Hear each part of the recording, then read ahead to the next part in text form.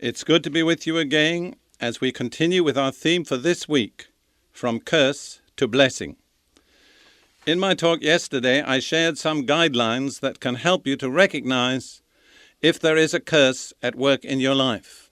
This is so important, I'm going to recapitulate it briefly. First of all, a general picture. A curse is something like a dark shadow or an evil hand from the past, oppressing, pressing you down, holding you back, tripping you up, propelling you in a direction you really do not wish to take. Or you could compare it to a negative atmosphere that surrounds you, stronger at some times than others. I suggested that the key word is frustration.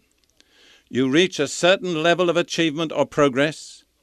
You seem to have all the needed qualifications, yet something goes wrong. You start again, reach the same level, then something goes wrong again. This seems to be the pattern of your life, and yet there is no obvious reason for it. This pattern may occur in various areas: business, personal relationships, a career, finance, or health. If that is your kind of experience, if that is a description of the way you live, in all probability that dark shadow or evil hand is a curse over your life, perhaps going back many generations.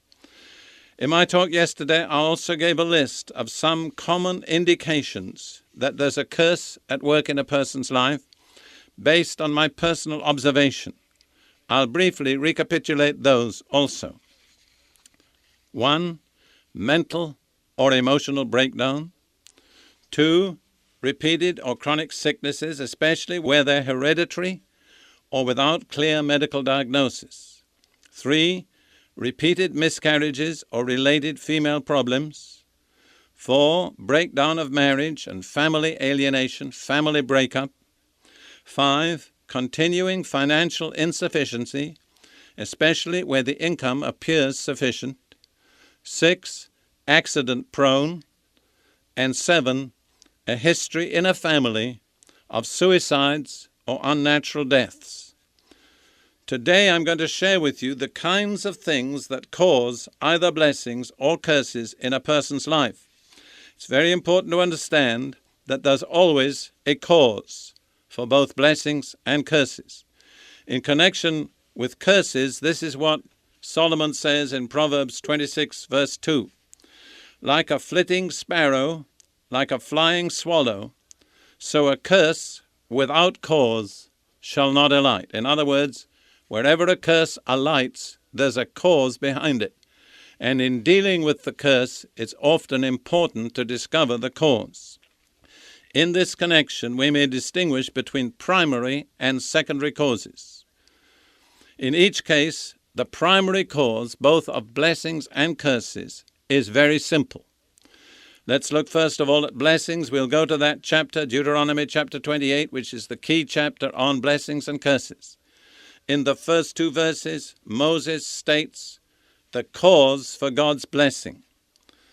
And it shall come to pass, if thou shalt hearken diligently unto the voice of the Lord thy God, to observe and to do all his commandments, which I command thee this day, that the Lord thy God will set thee on high above all nations of the earth. And all these blessings shall come on thee and overtake thee, if thou shalt hearken unto the voice of the Lord thy God. There are the basic causes of blessings. Very simple. Listening to God's voice and doing what he says. Let me repeat that. The basic cause of all blessing is listening to God's voice and doing what he says. This is clearly exemplified in the case of Abraham, when he offered up his son, Isaac.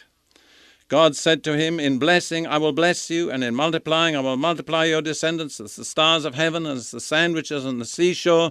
Your descendants shall possess the gate of their enemies.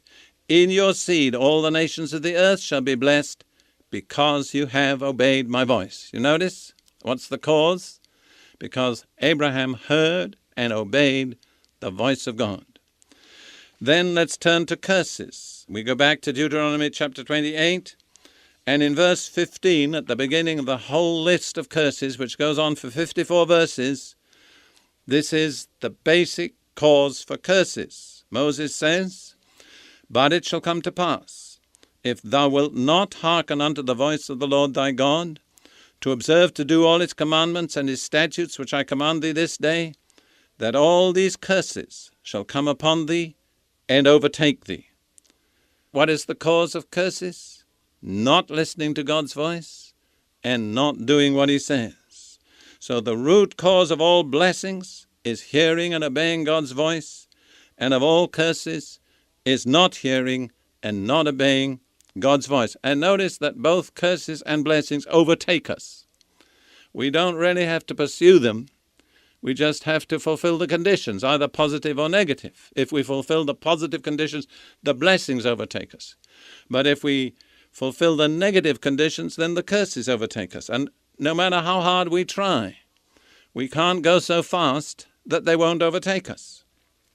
So those are then the root causes: hearing and obeying God's voice, or not hearing and not obeying God's voice. Now, from these roots, there spring many different kinds of behavior, which I call secondary causes. A list of 12 secondary causes of curses that proceed from God is given in Deuteronomy chapter 27. That's the chapter before the complete list. In Deuteronomy 27, verses 15 through 26, God lists 12 things concerning which he warns Israel. If you do these things, you'll come under a curse. Again, I'm not going to read the complete list. I'm going to give you my summation. But once more, I advise you, don't just accept what I'm telling you. Go to the chapter for yourself and study it. The reference is Deuteronomy 27, verses 15 through 26. This is my summation. 4 main causes of curses.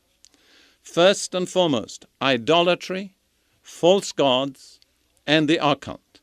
And we need to remember that the occult is the same as worshipping false gods. It's going to false gods or the servants of false gods for help that we should seek only from the true God. Second main cause of curses is dishonoring parents. And I have dealt with countless young people who had a curse over their lives because of a wrong attitude or relationship to their parents. We need to remember that in Ephesians chapter 6, Paul says, the first commandment with blessing is honor thy father and mother, that it may be well with thee. That it may be well with thee. And Paul points out that's the first commandment that carries with it a promise of blessing. And I want to tell anybody listening to me, if you fail to honor your parents, you incur a curse upon yourself. If that's your condition, you need to repent. You need to change. You need to adjust your attitude and, if possible, your relationship with your parents. I have lived a long while and dealt with thousands of people. I've never known a person with a wrong attitude to parents come under the full blessing of God. The third main area is illicit or unnatural sex. That is, adultery, fornication, homosexuality, bestiality, and so on. All those things bring curses. It's not a matter of whether we wish them to bring curses or whether we think they ought to bring curses. The fact of the matter is, God has so ordered human life that they do bring curses. The fourth main area is injustice to the weak or the helpless. And I would say here, perhaps the most outstanding example of such injustice to the totally weak and helpless is the deliberate procuring of abortions, the deliberate killing of unborn children. There cannot be any greater example of injustice to the weak and the helpless than that. And I want to say to anybody listening to my voice, if you have been guilty of that, there is a curse over your life. I'm not saying that you cannot escape from the curse, but I'm saying you need to recognize the curse, turn to God for mercy, and meet his conditions for redemption from the curse, which I will be describing in the course of these talks. I want to emphasize particularly, as I close, the consequences of idolatry or the occult. stated in Exodus 20, verses 3 through 6, by God himself. You shall have no other gods before me or beside me. You shall not make for yourself any carved image or any likeness of anything that is in heaven above, or that is in the earth beneath, or that is in the water under the earth. You shall not bow down to them, that's worship them, nor serve them. For I, the Lord your God, am a jealous God, visiting the iniquity of the fathers on the children to the third and fourth generations of those who hate me, but showing mercy to thousands to those who love me and keep my commandments. Notice, God states specifically that the penalty for idolatry, false gods, the occult, will be visited not merely on the persons guilty, but on the next 3 generations, their sons and daughters, their grandsons and granddaughters, their great-grandsons and their great-granddaughters. Now, you may be in the category of one of those subsequent generations, and there may be a curse over your life because of idolatry or occult practices in previous generations. This is typical of a curse. It goes on from generation to generation until it's dealt with in a scriptural way. And I'm going to be explaining in the rest of my talks on this theme the scriptural way to be released from a curse and to enter into the blessing.